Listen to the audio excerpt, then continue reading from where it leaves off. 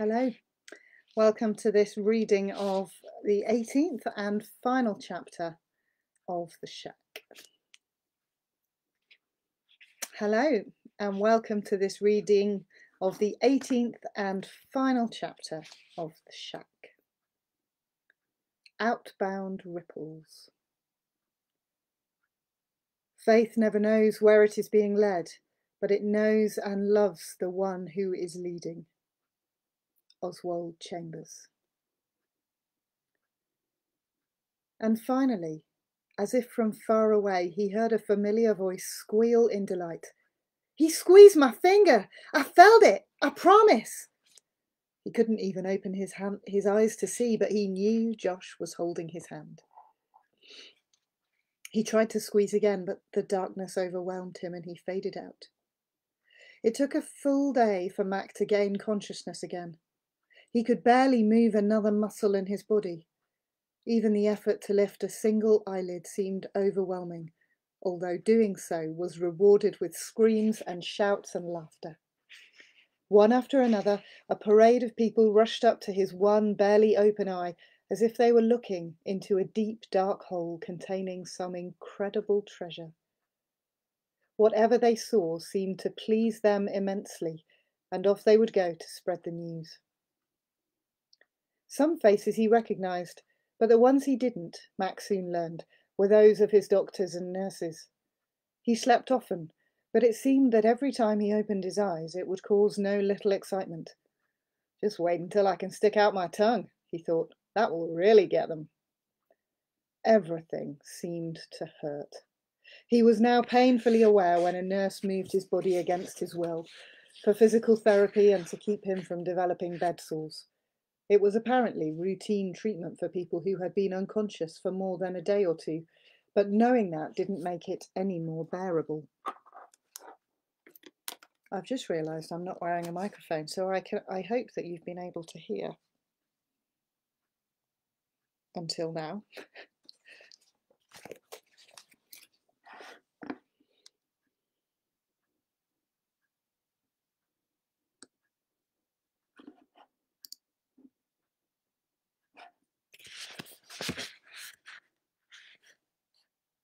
At first, Mac had no idea where he was or how he had ended up in such a predicament. He could barely keep track of who he was. The drugs didn't help, although he was grateful for the morphine taking the edge off his pain. Over the course of the next couple of days, his mind slowly cleared up and he began to get his voice back. A steady parade of family and friends came by to wish a speedy recovery, or perhaps glean a little information, which wasn't forthcoming. Josh and Kate were regulars, sometimes doing homework while Mac snoozed, or answering his questions that for the first couple of days he asked again and again and again. At some point, Mac finally understood, even though he had been told many times, that he had been unconscious for almost 4 days after a terrible accident in Joseph. Nan made it clear that he had a lot of explaining to do, but was for the time being focused more on his recovery than her need for answers. Not that it mattered. His memory was in a fog, and though he could remember bits and pieces, he couldn't pull them together to make any sense. He vaguely remembered the drive to the shack, but things got sketchy beyond that. In his dreams, the images of Papa, Jesus, Missy playing by the lake, Sophia in the cave, and the light and colour of the festival in the meadow came back to him like shards from a broken mirror. Each was accompanied by waves of delight and joy, but he wasn't sure if they were real or a hallucination conjured up by collisions between some damaged or otherwise wayward neurons and the drugs coursing through his veins. On the third afternoon after he had regained consciousness, he awoke to find Willie staring down at him, looking rather grumpy. "You idiot," Willie gruffed. "Nice to see you too, Willie," Mac yawned. "Where'd you learn to drive anyway?" Willie ranted. "Oh yeah, I remember. Farm boy not used to intersections. Mac, from what I heard, you should have been able to smell that other guy's breath a mile away." Mac lay there, watching his friend ramble on, trying to listen and comprehend every word, which he didn't. "And now," Willie continued, "Nan's mad as a hornet and won't talk to me. She blames me for loaning you my Jeep and letting you go to the shack.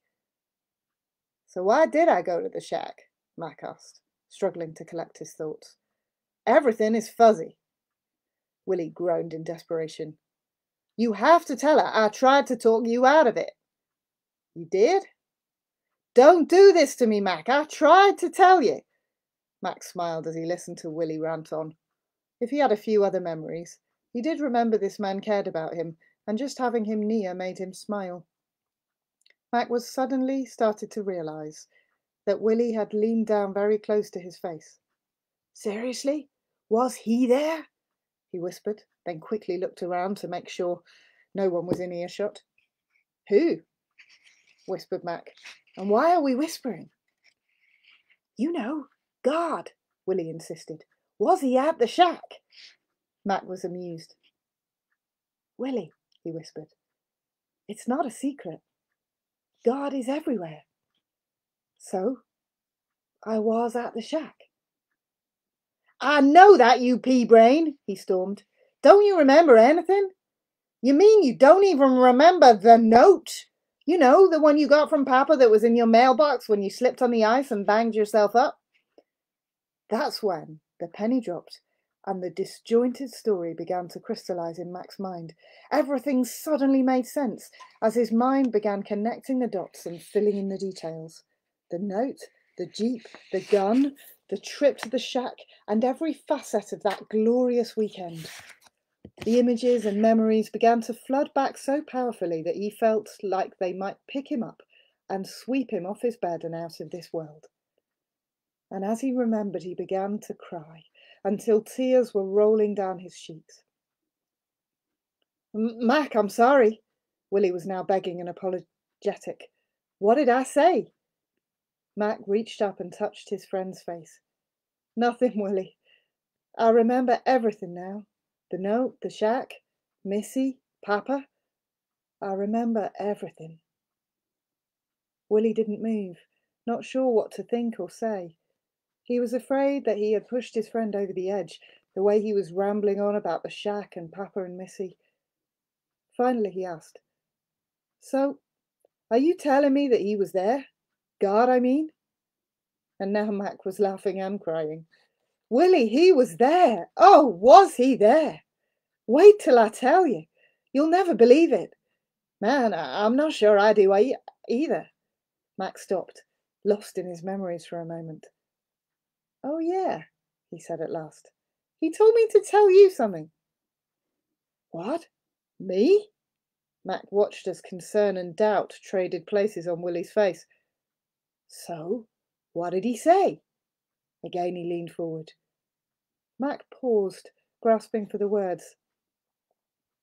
He said, Tell Willie that I'm especially fond of him. Mac stopped and watched his friend's face and jaw tighten and puddles of tears fill his eyes. His lips and chin quivered, and Mac knew his friend was fighting hard for control. I gotta go, he whispered hoarsely. You'll have to tell me all about it later. And with that, Willie simply turned and left the room, leaving Mac to wonder and remember. When Nan next came in, she found Mac propped up in bed and grinning from ear to ear. He didn't know where to begin, so he let her talk first. She filled him in on some of the details he was still confused about, delighted that he was finally able to retain the information. He had been almost killed by a drunk driver and had undergone emergency surgery for various broken bones and internal injuries. There had been a great deal of concern that he might lapse into a long-term coma, but his waking had alleviated all the worry. As she talked, Mac thought it indeed strange that he would get in an accident right after spending a weekend with God. The seeming random chaos of life, wasn't that how Papa put it? Then he heard Nan say the accident had happened on Friday night. Don't you mean Sunday? He asked. Sunday? Don't you think I'd know what night it was?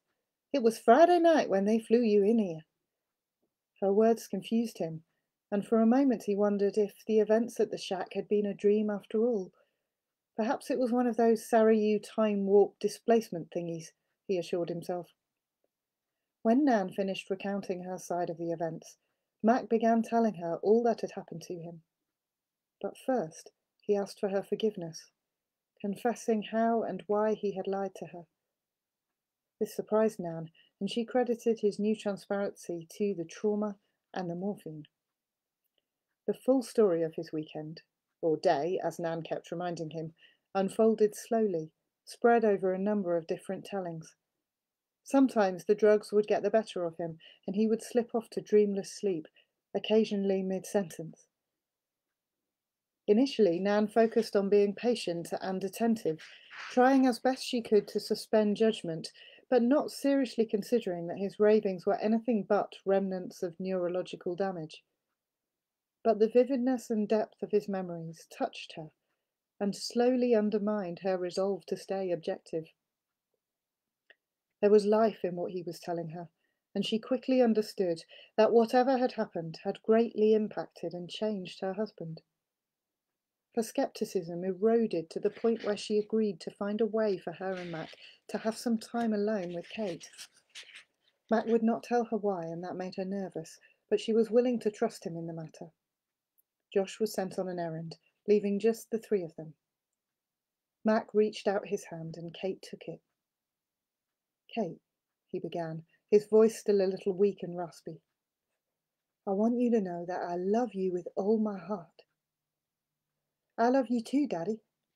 Seeing him like this had evidently softened her a little. He smiled and then grew serious again, still holding on to her hand. "I want to talk to you about Missy." Kate jerked back as if stung by a bee, her face turning dark. Instinctively she tried to pull her hand away, but Mac held tightly, which took a considerable portion of his strength. She glanced around. Nan came up and put her arm around her. Kate was trembling. "Why?" she demanded in a whisper. "Katie, it wasn't your fault." Now she hesitated, almost as if she had been caught with a secret. "What's not my fault?" Again, it took effort to get the words out, but she clearly heard. "That we lost Missy." Tears rolled down his cheeks as he struggled with those simple words. Again she recoiled, turning away from him. "Honey, no one blames you for what happened." Her silence lasted only a few seconds longer before the dam burst. "But if I hadn't been careless in the canoe, you wouldn't have had to—" Her voice filled with self-loathing. Mac interrupted with a hand on her arm. "That's what I'm trying to tell you, honey. It is not your fault." Kate sobbed as her father's words penetrated her war-ravaged heart. "But I've always thought it was my fault, and I thought that you and Mom blamed me, and I didn't mean—" "None of us meant for this to happen, Kate. It just happened, and we'll learn to live through it. But we'll learn that together, okay?" Kate had no idea how to respond. Overwhelmed and sobbing, she broke free from her father's hand and rushed out of the room. Nan, with tears trailing down her cheeks, gave Mac a helpless but encouraging look and quickly left in pursuit of her daughter. The next time Mac awoke, Kate was lying asleep next to him on the bed, snuggled up and safe. Evidently, Nan had been able to help Kate work through some of her pain. When Nan noticed that his eyes had opened, she quietly approached so as not to wake their daughter and kissed him. "I believe you," she whispered, and he nodded and smiled, surprised by how important that was to hear. It was probably the drugs that were making him so emotional, he thought. Mac improved rapidly over the next few weeks. Barely a month after he was discharged from the hospital, he and Nan called Joseph's newly appointed deputy sheriff, Tommy Dalton, to talk to him about the possibility of a hike back into the area beyond the shack. Since everything at the shack had reverted back to its original desolation, Mac had begun to wonder if Missy's body might still be in the cave. It could be tricky explaining to law enforcement how he knew where his daughter's body was hidden, but Mac was confident that one friend would give him the benefit of the doubt regardless of what happened. Tommy was indeed gracious. Even after hearing the story of Mac's weekend, which he chalked up to the dreams and nightmares of a grieving father, he agreed to go back up to the shack. He wanted to see Mac anyway. Personal items had been salvaged from the wreckage of Willie's Jeep, and returning them was as good an excuse as any to spend some time together. So on a clear, crisp Saturday morning in early November, Willie drove Mac and Nan to Joseph in his new used SUV, where they met Tommy, and together the four headed into the reserve.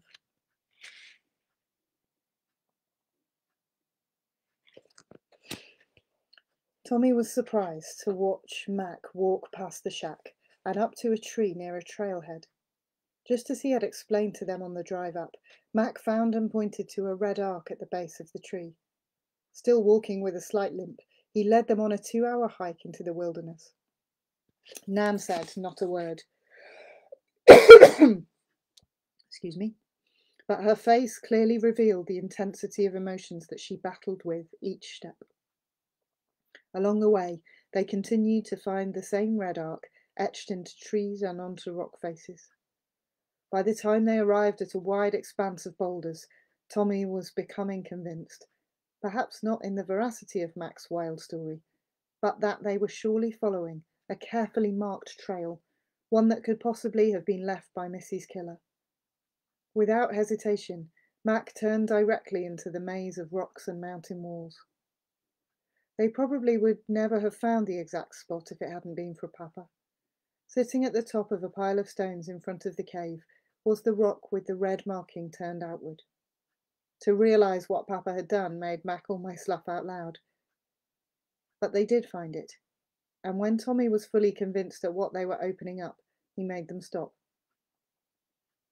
Mac understood why it was important, and, though a little grudgingly, agreed that they should reseal the cave to protect it. They would return to Joseph, where Tommy could notify forensic specialists and the proper law enforcement agencies. On the trip down, Tommy again listened to Mac's story, this time with a new openness. He also took the opportunity to coach his friend on the best ways to handle the grilling he would soon be getting. Even though Mac's alibi was flawless, there would still be serious questions. The following day, experts descended like buzzards, recovering Missy's remains and bagging the sheet along with whatever else they could find. It took only weeks after that to glean enough evidence to track down and arrest the little lady killer. Learning from the clues the man had left himself to find Missy's cave, authorities were able to locate and recover the bodies of the other little girls he had murdered.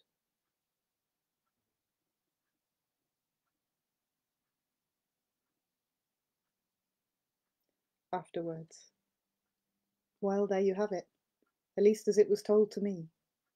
I am sure there will be some who wonder whether everything really happened as Mac recalls it, or if the accident and morphine made him just a little bit loopy. As for Mac, he continues to live his normal, productive life and remains adamant that every word of the story is true. All the changes in his life, he tells me, are enough evidence for him. The great sadness is gone, and he experiences most days with a profound sense of joy. So the question I am faced with as I pen these words is how to end a tale like this. Perhaps I can do that best by telling you a little about how it has affected me. As I stated in the foreword, Mac's story changed me. I don't think that there is one aspect of my life, especially my relationships, that hasn't been touched deeply and altered in ways that truly matter. Do I think that it's true? I want all of it to be true. Perhaps if some of it is not actually true in one sense, it is still true nonetheless, if you know what I mean. I guess you and Sarayu will have to figure that out. And Mac? Well, he's a human being that continues through a process of change like the rest of us. Only he welcomes it, whereas I tend to resist it. I have noticed that he loves larger than most, is quick to forgive, and even quicker to ask for forgiveness. The transformations in him have caused quite a ripple through his community of relationships, and not all of them easy. But I have to tell you that I've never been around another adult who lives life with such simplicity and love. Somehow he has become a child again. Or maybe more accurately, he's become the child he was never allowed to be, abiding, 2 pages, simple trust and wonder. He embraces even the darker shades of life as part of some incredibly rich and profound tapestry, crafted masterfully by invisible hands of love. As I write this, Mac is testifying at the Lady Killer trial. He had hoped to visit with the accused, but has not yet been granted permission. But he's determined to see him, even if it happens long after the verdict is rendered. One last note. I'm convinced that Mac and Nan still go up there sometimes, to the shack, just to be alone. It wouldn't surprise me if he walks out onto that old jetty, takes off his shoes and socks and, puts his feet on the water just to see if, well, Willie. Earth's crammed with heaven, and every common bush afire with God. But only he who sees takes off his shoes. The rest sit round it and pluck blackberries.